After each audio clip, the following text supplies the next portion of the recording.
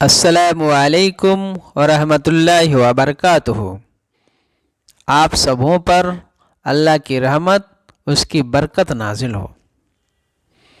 سامعین، جیسا کہ آپ جانتے ہیں کہ اسلامی کتاب، اسلام مذہب کی جو دھارمک کتاب ہے، جو اسلام مذہبی کتاب ہے، قرآن، جس کو ہم اور آپ قرآن سے جانتے ہیں، آج آپ کو بتائیں گے۔ بہت سارے لوگوں کے ذہن میں اور دماغ میں یہ سوال آتا ہے کہ اسلام مذہب میں جو اسلامی کتاب ہے قرآن، قرآن کا کیا معنی ہے؟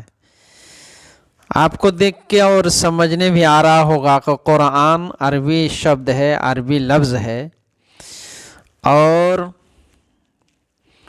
جو بھائی ہمارے قرآن یعنی عربی پڑھنا جانتے ہیں، وہ جانتے ہیں کہ قرآن قراء سے نکلا ہے۔ اس کا اصل مادہ قراء، جس کا معنی آتا ہے پڑھنا، جمع کرنے کے معنی بھی آتا ہے، تلاوت کرنے کے بھی معنی آتا ہے، لیکن یہاں ہے قرآن۔ اس کا معنی اکثر علماء کے نزدیک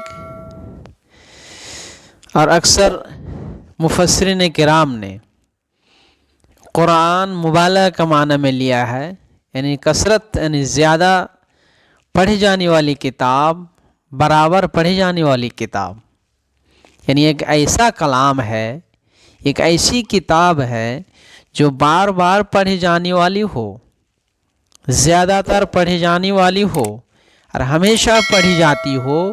اس کتاب کے لیے یہ مبالغہ کا صیغہ قرآن استعمال کیا جاتا ہے۔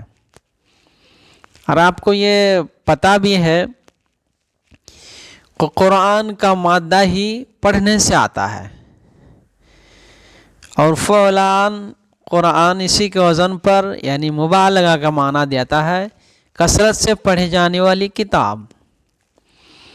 جس سلسلے میں اللہ نے قرآن میں کہا اِنَّ عَلَيْنَا جَمْعَهُ وَقُرْآنَهُ، اس قرآن کو جمع کرنا